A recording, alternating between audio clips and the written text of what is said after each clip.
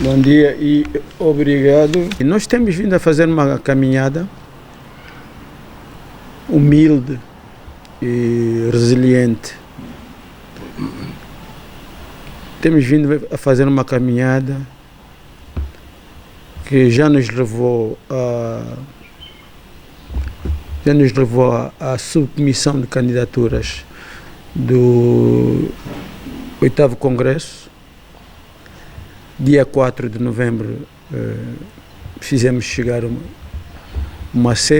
conjunto de questões e reclamações a respeito do andamento do processo eleitoral e do funcionamento em si da comissão organizativa do Congresso.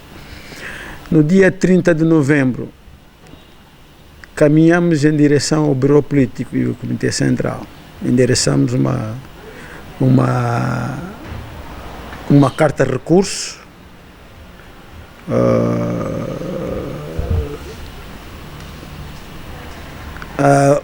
onde, em resumo, voltamos a reivindicar e a reclamar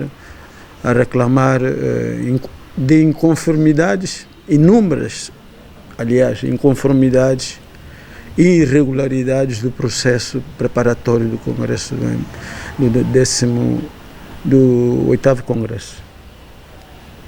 Finalmente, ontem caminhamos em direção ao Tribunal Constitucional, demos entrada a uma providência cautelar junto à Secretaria Judicial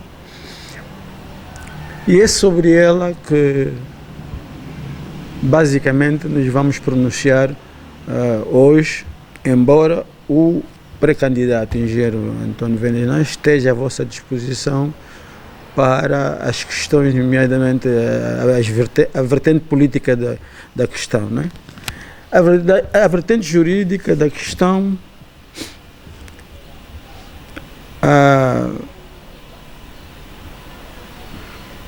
pode ser, até se o desejarem, disponibilizado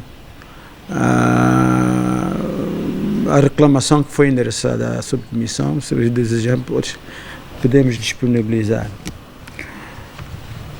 Em resumo,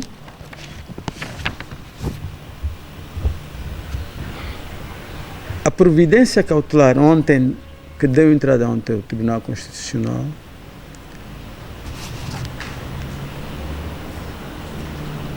pede que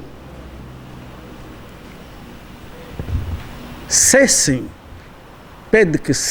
todos os atos preparatórios do 8º Congresso do MPLA. Pede, em suma, que o MPLA se abstenha de realizar o Congresso nessas condições.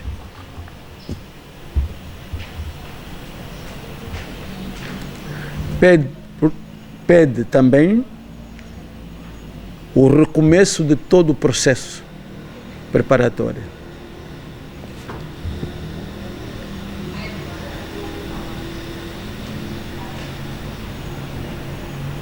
Pede que os atos da Comissão Nacional Preparatória se conformem, em suma, com o artigo 36º do Regulamento Eleitoral do MPLA.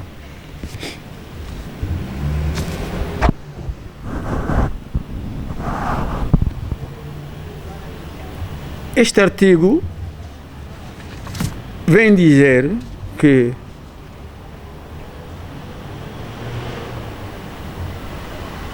os atos preparatórios não devem ser conduzidos por putativos candidatos aos cargos e aos órgãos. Ou seja,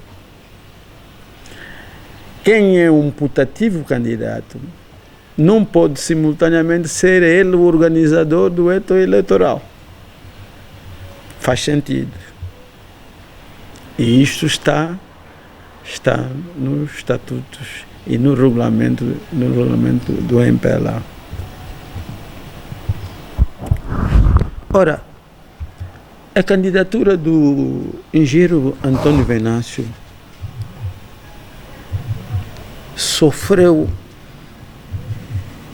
foi alvo de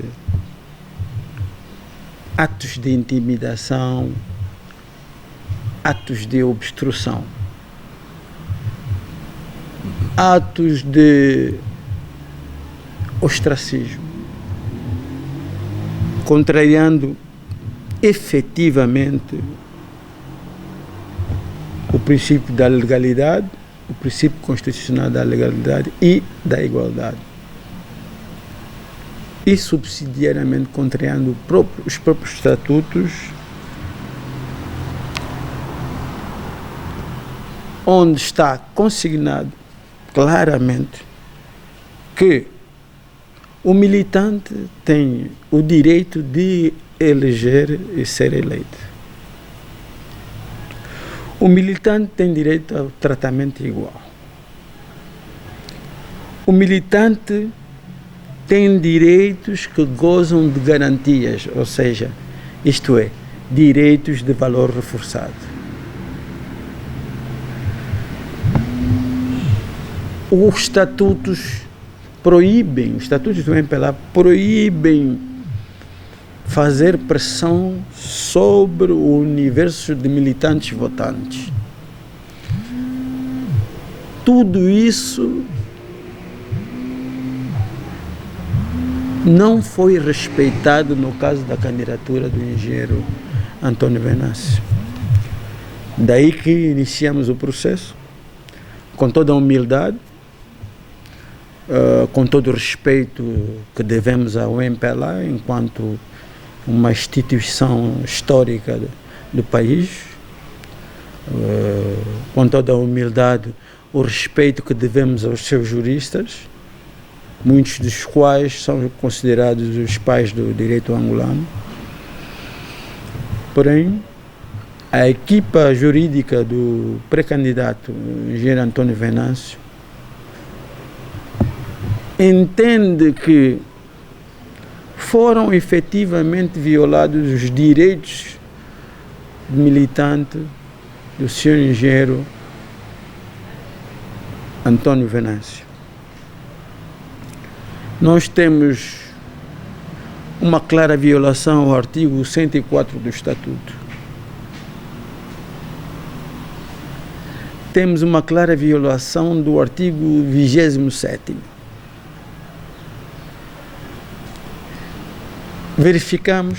A equipa verificou a inobservância de certos preceitos constitucionais. A equipa de assessoria verificou uma série de violações dos direitos do cidadão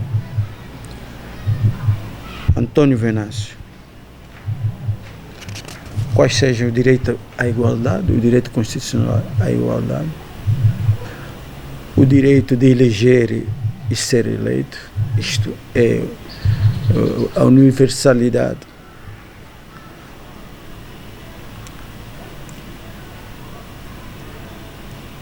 E verificamos e temos um entendimento sobre a questão que não há uma comissão eleitoral dentro da comissão preparatória, o que contraria o regulamento eleitoral do MPLA, que manda instituir como órgão regente das eleições uma comissão eleitoral. E ela não existe. Existe uma subcomissão de candidatura. Essa subcomissão é subcomissão de que comissão?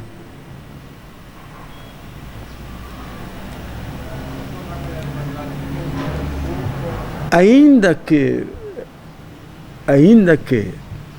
nos digam que a comissão eleitoral funcionará por ocasião da abertura do Congresso, estamos perante uma ilegalidade. Continuaremos a estar perante uma ilegalidade. Portanto, e a quem os candidatos vão se dirigir? A subcomissão de candidaturas de uma comissão que não existe. Não faz sentido. Vou abrir uma parêntese só para dizer que não é o engenheiro António Venâncio, não é o único militante do MPLA que recorreu ao Tribunal Constitucional. Em Malange, o candidato Afonso Agostinho Matari, candidato a primeiro secretário do MPLA em Malange, também entrou com uma ação, com uma providência cautelar junto do Tribunal Constitucional. No Kwanza Sul, houve também um litígio com um candidato a primeiro secretário do MPLA, por sinal, um membro do Comitê Central, que também protestou. Não sabemos se ele recorreu ao Tribunal Constitucional. Portanto, o engenheiro António Venâncio não é o único. Provavelmente, porventura, o engenheiro António Venâncio é o mais mediático. Nós, a equipa, quando digo nós, refiro-me à equipa da assessoria jurídica do engenheiro António Venâncio, que é liderada pelo renomado advogado Sérgio Raimundo. Temos respeito e temos manifestado todo o nosso respeito às instituições deste país. Temos respeito pelas instituições angolanas, incluindo aí o Tribunal Constitucional. De modo que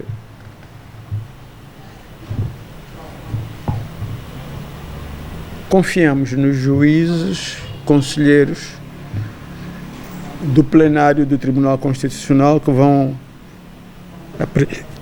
apreciar e decidir sobre a matéria. Temos muito respeito, somos humildemente respeitamos os juízes do Tribunal Constitucional. Temos respeito por eles. São grandes homens do direito, são grandes homens das leis do nosso país. Lembrando que o Acórdão 700 de 2021 sobre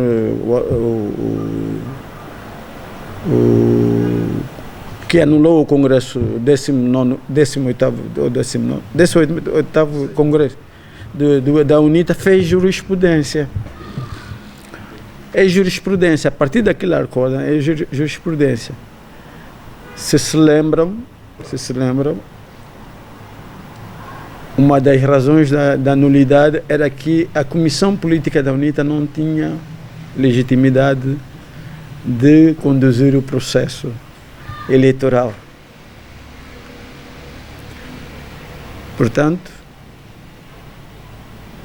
com o que nós já dissemos aqui agora, e como o Acórdão 700 faz jurisprudência, quer dizer que as nossas razões encontram nessa jurisprudência um amparo legal. Portanto, da nossa parte, e neste primeiro momento é tudo. Vamos passar a palavra ao pré-candidato. Ele continua a ser pré-candidato a presidente do MPLA. Vamos passar a palavra. Obrigado. Bom, mais uma vez, minha saudação a todos. Conforme já foi dito pelo nosso mandatário, o Dr. Felisberto da Costa, nós temos aqui dois grandes campos em ação, um campo jurídico e um outro campo meramente político. O Dr. Felisberto acabou por tecer considerações e fez notas importantes sobre aquilo que se pode considerar o assunto político, assunto jurídico-legal, e eu vou, em breves linhas, traçar aqui um quadro geral daquilo que é o entendimento político sobre todo esse complexo problema das candidaturas ao mais alto nível do MPLA. Portanto, para lhes dizer que os nossos estatutos e o programa do MPLA constituem os documentos mais importantes do partido. Os estatutos, enquanto conjunto de regras e normas que estabelecem a própria estrutura orgânica do partido,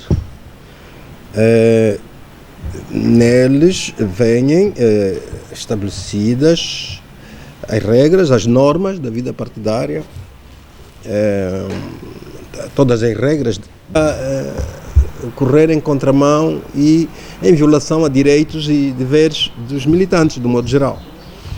Nós estamos aqui exatamente a exercitar a exercitar de direitos que os estatutos nos conferem. E, designadamente, direitos de eleger e de ser eleito. Para qualquer cargo, de acordo com os requisitos, naturalmente, com os requisitos que os próprios estatutos e os regulamentos estabelecem. Infelizmente, depois de nós termos tomado a decisão em nos candidatar, porque encontramos razões mais do que suficientes para o fazer, até porque no MPLA falamos muito de reformas, precisamos de corrigir erros, precisamos de melhorar o que está bem, precisamos de corrigir os erros, portanto, todos os males, e tudo isso leva-nos a concluir que muito do que se deveria ter feito e que se deve fazer, do meu ponto de vista, não foi feito, e provavelmente muitas das coisas não serão feitas se não houver esse tipo de disputa, de competição no plano das ideias, e, portanto, a nossa candidatura seria sempre um grande aporte a essa disputa, a essa competição política no plano das ideias no interior do partido, e, portanto, entendemos que a nossa candidatura é sempre um enriquecimento da própria democracia interna. Bem, para além disso, é sempre uma possibilidade de trazermos novidades para o partido e torná-lo cada vez mais prestigiado, cada vez mais forte, cada vez mais coeso, cada vez mais harmonizado. E, portanto, essa candidatura é uma candidatura necessária. E não só a minha, eu gostaria imenso que, ao lado da minha candidatura, estivessem a correr mais uma ou mais duas. E, com base nisso, os militantes teriam, digamos, uma cesta de propostas e de visões mais enriquecidas, e eles poderiam escolher melhor.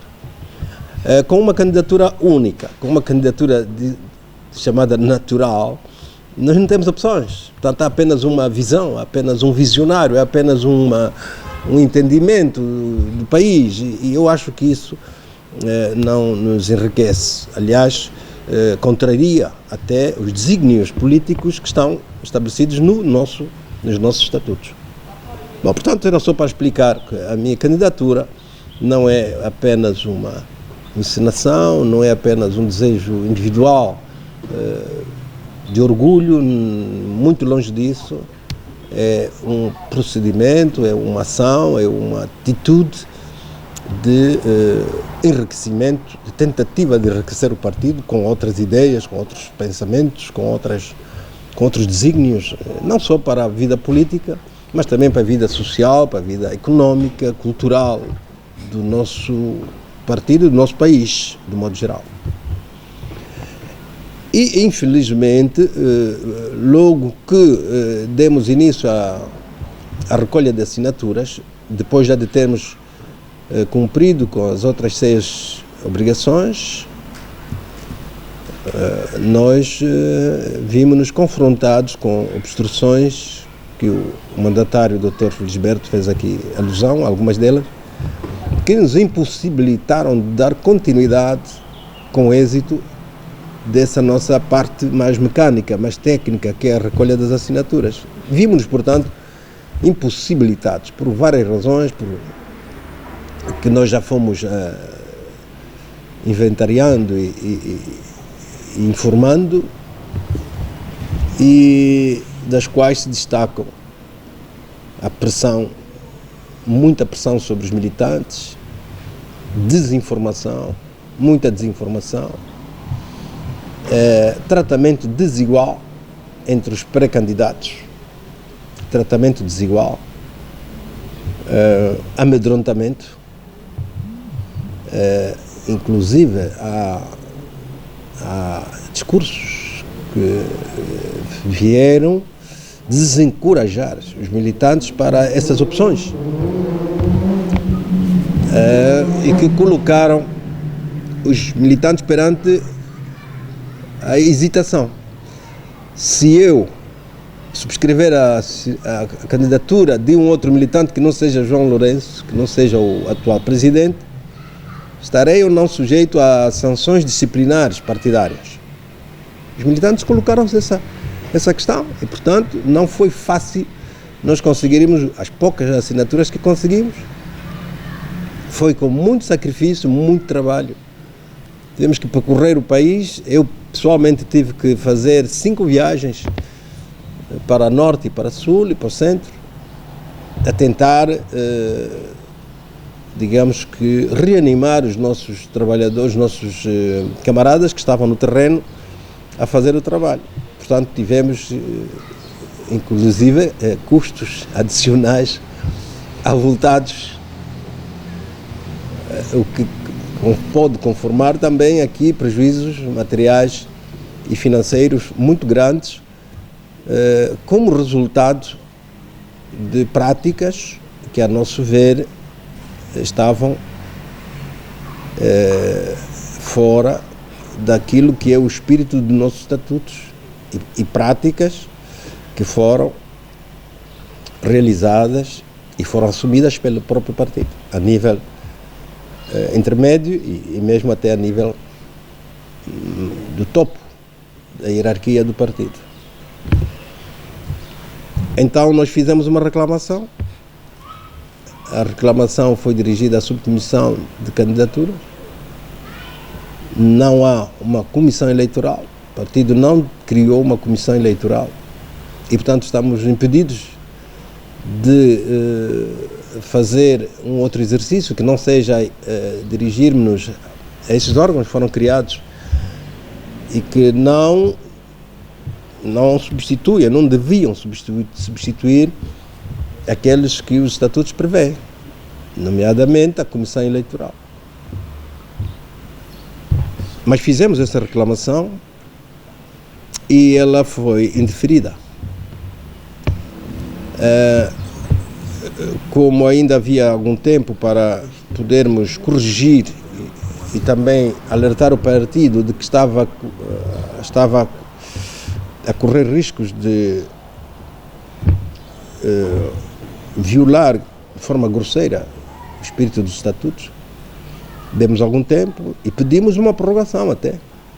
Fomos bastante benevolentes. Pedimos uma prorrogação do prazo. E essa prorrogação não foi atendida. Nós ainda estamos em período de campanha eleitoral. O período de campanha eleitoral só termina nas vésperas do Congresso. Portanto, ainda estamos em campanha eleitoral. E temos um candidato. Nós estamos agora numa fase em que o presidente do MPLA se transformou em candidato a presidente do MPLA. E, portanto, há aqui atos que o presidente, nessa condição, não pode praticar. Por quê? Porque é uma pessoa interessada. Está numa corrida eleitoral. Ora, não fomos atendidos, recorremos então ao Boro Político, mas, infelizmente, passado 1 ou 2 dias, chegou-nos ao conhecimento de que o Comitê Central, mais uma vez um organismo do partido, traz à luz contradições graves.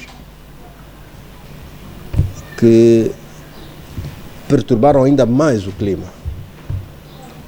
Acabaram por trazer informações que colocaram os nossos militantes ainda mais confusos.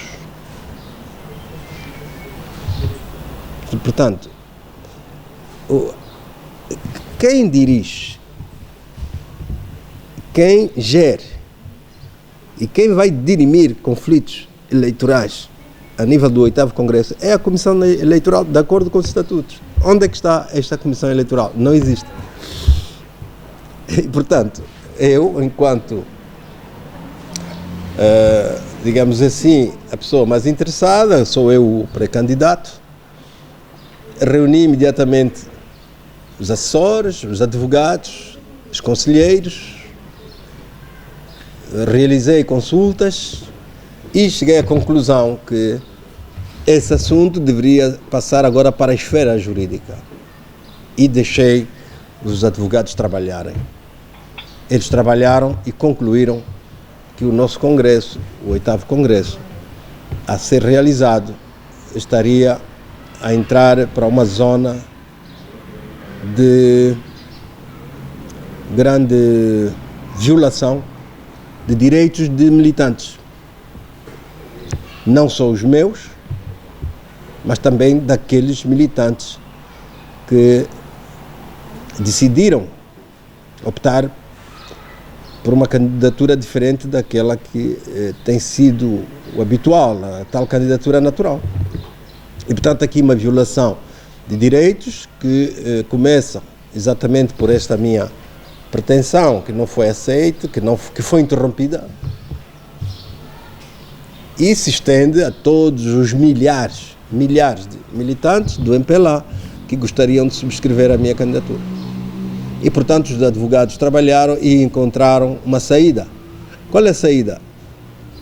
Apoiar-se, ancorar-se nos estatutos, novamente, nos estatutos do MPLA, que dizem claramente que quando um organismo do partido viola as leis, viola a Constituição, viola os estatutos do partido, ao militante cabe proceder de acordo com as normas,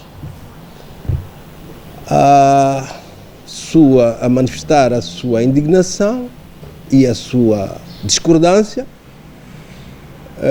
esgotados os meios internos, poder recorrer aos organismos do Estado para que o assunto possa merecer então um tratamento mais especializado.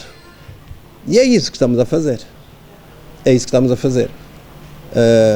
Eu fui aconselhado, fui orientado, eu consultei muita gente, desde os familiares aos mais velhos do partido, pessoas com quem tenho uma lida bastante dinâmica, e encontramos essa saída. Portanto, o Congresso do MPLA não pode ser realizado com violações. Não pode ser realizado com violações. E, sobretudo, violações que saíram à luz do dia, que os cidadãos acompanharam, que a sociedade angolana acompanhou. A sociedade angolana anda à procura do dia em que um dos pré-candidatos teve a oportunidade também de se expressar, de se exprimir nos meios da comunicação social do Estado. E procuram, não encontram. Isso cria alguma indignação. Portanto, aqui uma ofensa a direitos. Direitos de igualdade, direitos de igualdade de tratamento e até de campanha eleitoral antecipada, que numa situação mais rigorosa daria a exclusão, não é? Se você faz uma campanha eleitoral fora de prazo, nas organizações sociais menos rigorosas, digamos assim, você é excluído. Portanto, aqui um conjunto de violações que nós gostaríamos que fossem enxugadas e fossem expurgadas para que o nosso congresso seja um congresso verdadeiro, um congresso de sucesso, um congresso que possa marcar a diferença. E é isso que estamos a tentar fazer. Temos que expurgar os males e, nesse caso concreto, me parece que, não havendo uma resposta positiva por parte do Bureau Político, terão que ser os tribunais a decidir. E então é isso que estamos a fazer, e é isso que acabou de explicar também o nosso mandatário, o Dr. Felisberto da Costa. E estou aqui disponível para responder às vossas preocupações, às vossas inquietações, para esclarecimentos adicionais, se precisarem. A minha pergunta, já que tomou agora a palavra o engenheiro António Venâncio, é se antes de decidir candidatar-se ou ser pré-candidato ao cargo de presidente do MPLA, se não fez um levantamento sobre que tipo de apoios teria dentro do MPLA, porque já sabia que a missão era difícil, porque pelo menos sabemos que no tempo de José Eduardo dos Santos sempre foi candidato único. Com João Lourenço praticamente o cenário seria o mesmo, e a minha questão era esta: não fez um levantamento dentro do MPLA para saber que tipo de apoio teria com esta sua decisão?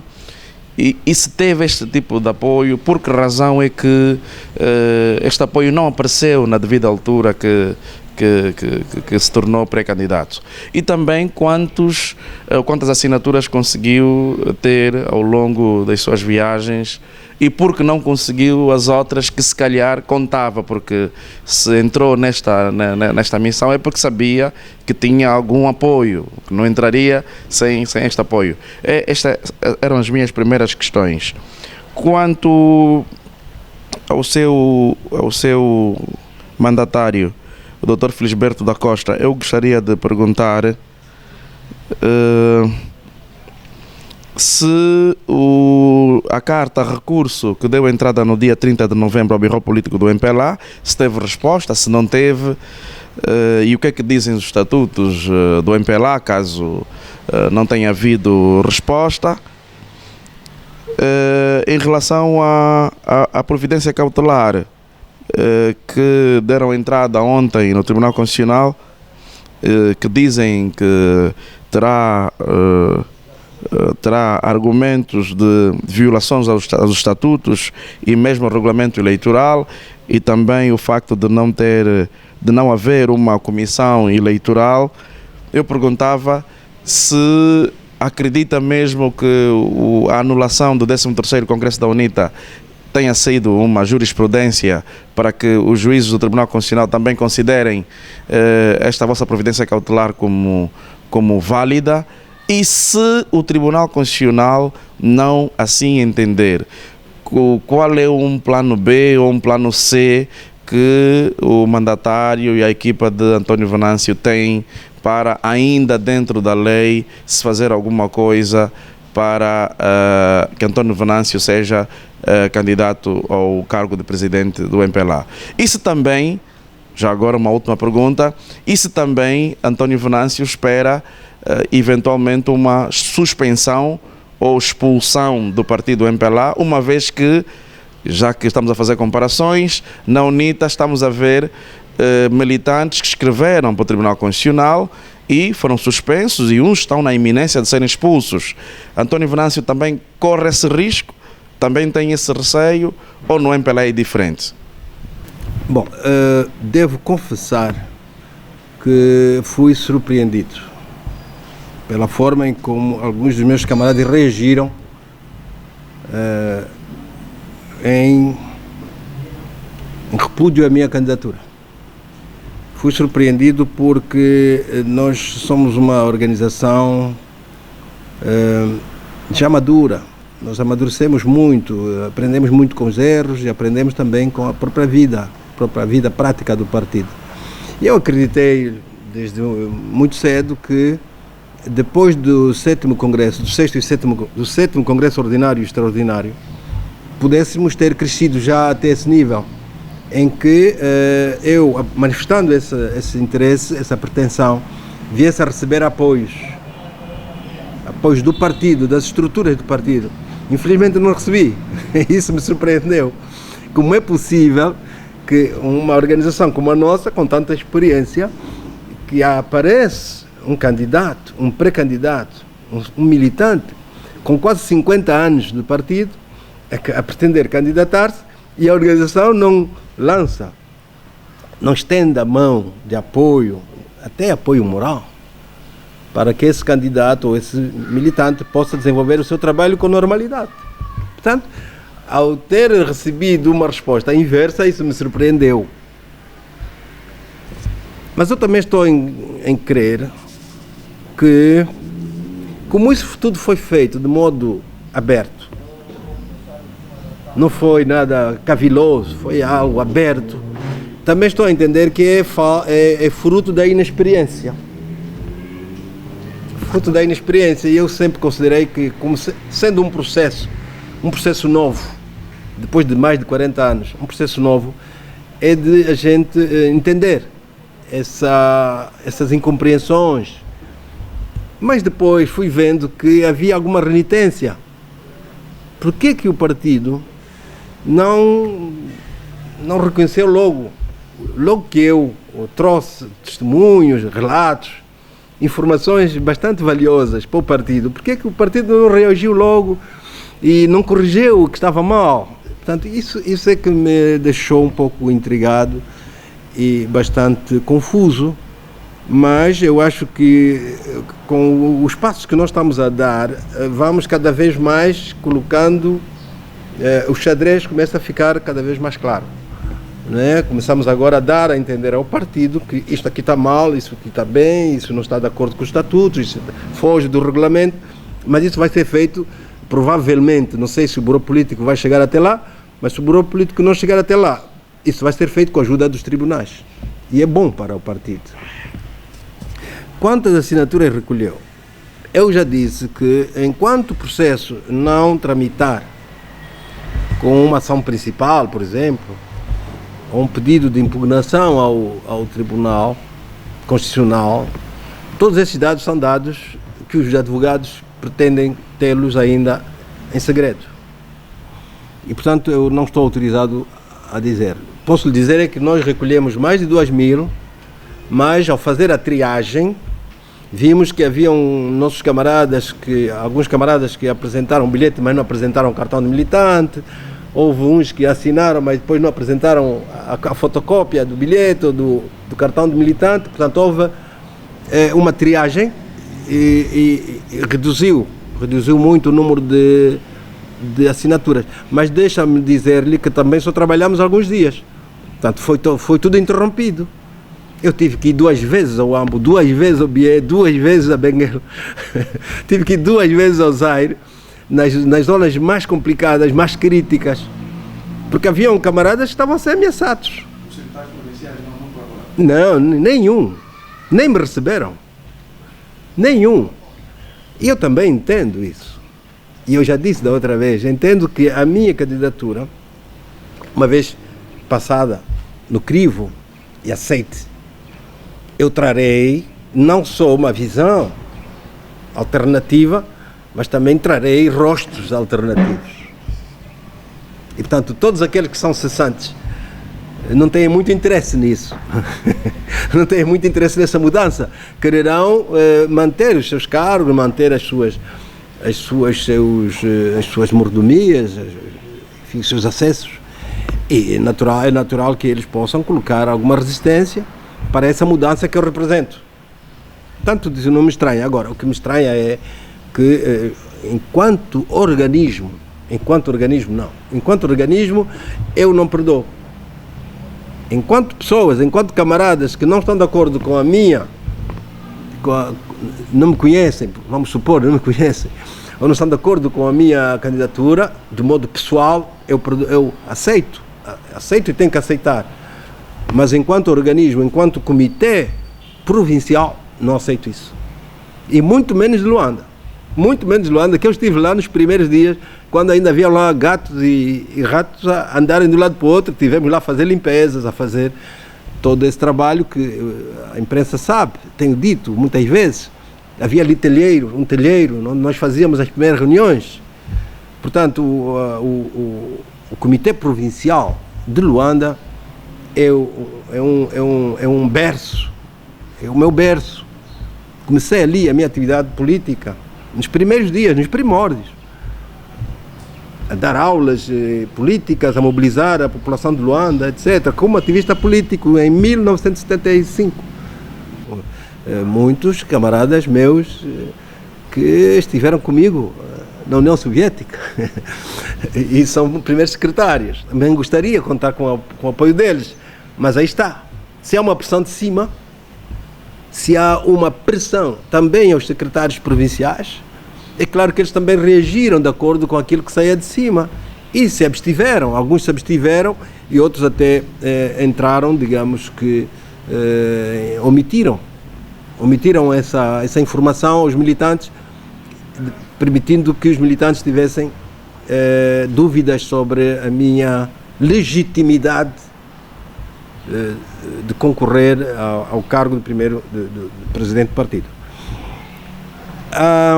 Espero uma suspensão, uma expulsão do MPLA. Na UNITA houve expulsão. Bom, eu fiz tudo e mais alguma coisa para nunca violar uma só vírgula do estatuto. Fiz tudo e mais alguma coisa. E vou dizer mais alguma coisa.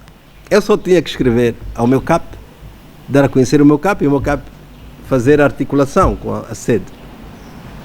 Eu fiz, declarei no meu CAP, declarei no meu distrito, reuni-me 2 vezes no meu distrito, declarei junto do Comitê Provincial de Luanda, da província, e declarei junto do secretário-geral, do secretariado do Bureau Político, portanto da sede nacional, das mais altas instâncias do partido. Declarei tudo isso, a minha pretensão chegou até lá. Mas reclamei em tempo útil, dentro das estruturas do partido, conforme os estatutos recomendam. Fiz uma primeira reclamação e agora estou a fazer um recurso, também ainda dentro das estruturas do partido. Portanto, se me apanharem uma só vírgula em que eu violei os estatutos, eu pago. Alguém que consiga fazê-lo. Portanto, eu estou a fazer tudo de acordo com aquilo que os estatutos recomendam e o regulamento. E, portanto, não há nenhum medo de suspensão nem de expulsão, até porque nós temos uma comissão de disciplina e auditoria, que é uma comissão muito séria, e eu acho que qualquer acusação de eu ter violado este ou aquele preceito dos estatutos não terá acolhimento, de modo nenhum, porque temos os documentos todos. Aliás, tem aqui essa pasta, vejam o número de documentos que tem aqui. Portanto, tem uma pasta com todos os trâmites completamente bem registrados e também testemunhos. Eu vou então passar... Bom, falou-me da UNITA, eu não conheço muito bem o processo da UNITA, mas segundo leio pelas redes sociais, esses elementos que foram expulsos ou suspensos, acho que é isso, não terão esgotado os mecanismos internos. Foi o que eu li nas redes sociais. Não é o meu caso. O meu caso, eu estou a esgotá-los todos. Portanto, o Bureau Político, nesse momento, deve estar a debruçar-se sobre uma reclamação nossa e, portanto, está tudo em conformidade. Carlos Alberto, a tua primeira questão, sobre a tua primeira questão, que incide sobre o recurso que foi interposto, não foi endereçado, digamos assim, ao Bureau Político, não foi respondida formalmente. Portanto, quem escreve uma carta a alguém espera uma resposta igualmente por via formal. A que foi endereçada, que reclamava das condições das condições de trabalho e de angariação de apoios à candidatura do engenheiro Venâncio, foi escrita a submissão de candidaturas. Esta foi respondida formalmente. A endereçada ao Bureau Político ainda não foi respondida. Esperemos que não nos respondam por interpostas pessoas, já tem vindo a acontecer. Quer dizer, à margem de certas reuniões, mandam uns recados, a título de resposta, mandam uns recados ao engenheiro Antônio Venâncio e os seus apoiantes. Ao engenheiro Antônio Venâncio e os seus apoiantes.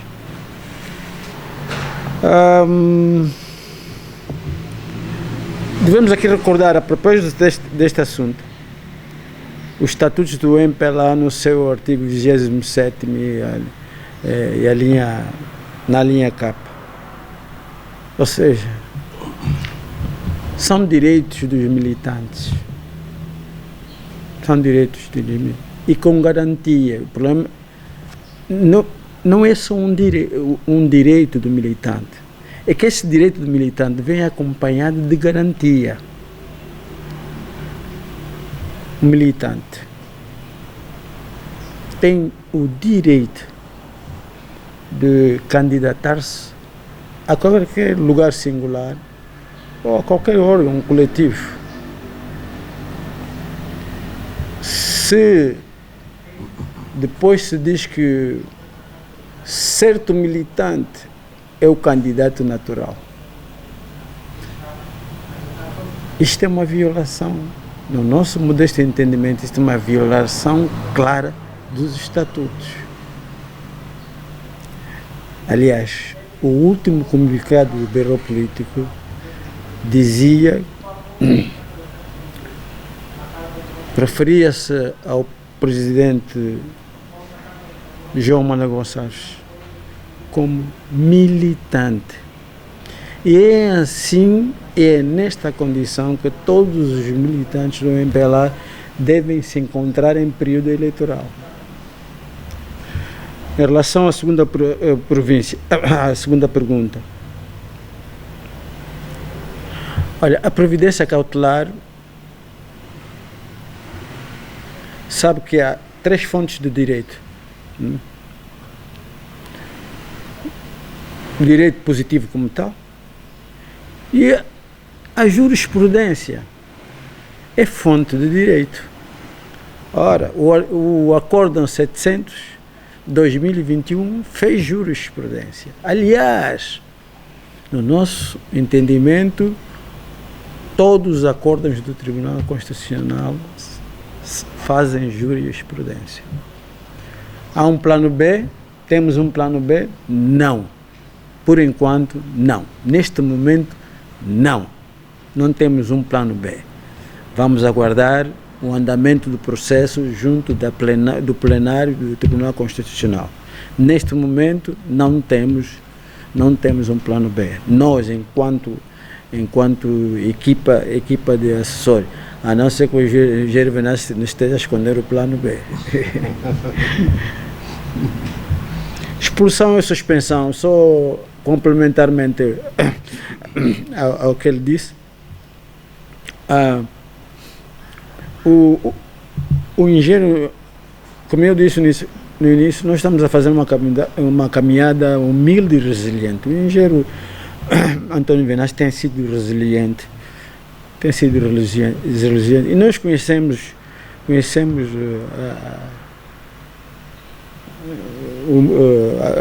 a sua capacidade metodológica de suportar a própria caminhada. E ele fez tudo com polidez, com urbanidade e dentro do espírito de camaradagem do MPLA. Não ofendeu ninguém, não foi intempestivo. Repare que ele se muniu de uma staff que lhe foram assessorando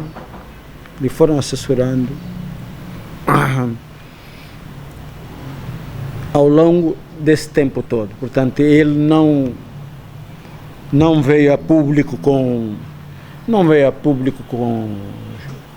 estadalhaços, não causou alaridos. Ele tem se mantido numa postura democrática, cidadã. Portanto, uma expulsão ou mesmo uma suspensão não cabe aqui. Não cabe. A não ser que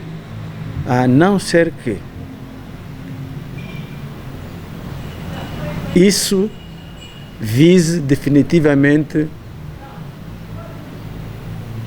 afastá-lo do processo eleitoral e do Congresso. Não vemos outro sentido. Nem outro sentido, muito menos qual seria o alcance de uma medida de suspensão do engenheiro Venâncio.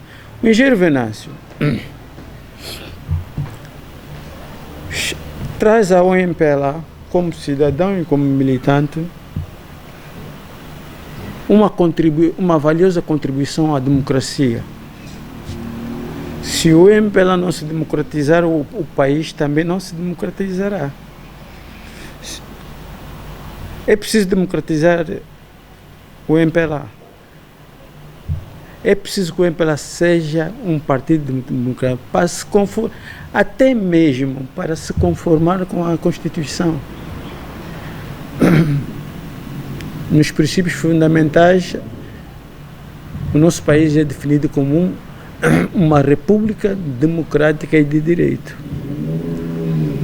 Aliás, na Previdência Cautelar, fizemos a combinação, conjugamos os articulados da Constituição, nomeadamente o 6, o 17, o 23, o 24, o 72, 73, o 175, 179, com alguns articulados da lei dos partidos políticos, a lei de 22/10 de 3 de dezembro. E na lei dos partidos políticos, o legislador foi atento a conformar o diploma com a Constituição. Se os partidos não são democráticos, então a República de Angola não pode ser uma república democrática e de direito. Luana Tomás, sou estagiária do portal A Denúncia e tenho algumas perguntas para o engenheiro Antônio Venâncio.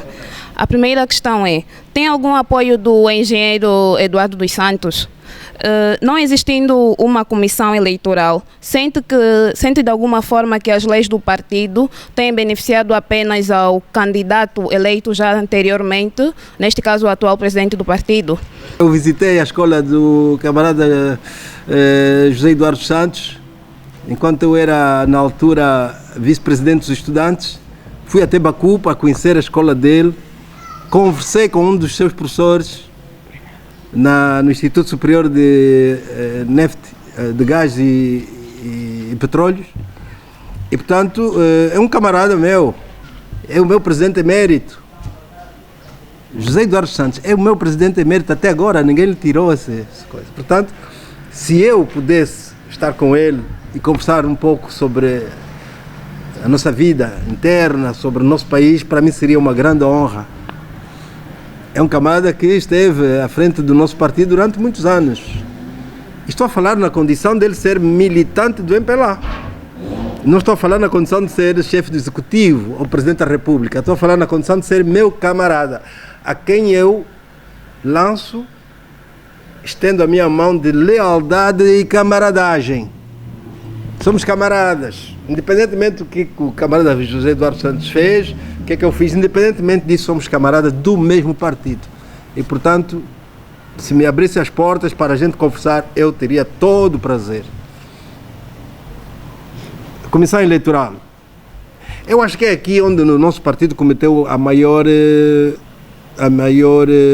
discrepância estatutária. O estatuto diz assim, para se fazer congresso é preciso uma comissão eleitoral. que é que o nosso partido fez? Vamos fazer um congresso sem comissão eleitoral. Então, está tudo dito, né? Agora os tribunais vão dizer quem tem razão, eu ou o meu partido. Eu não acredito que os tribunais vão dizer que o meu partido tem razão. Porque o estatuto está aqui. O estatuto está aqui a dizer: criem uma comissão eleitoral para fazerem congresso. E o partido não fez. Acabou, está tudo explicado.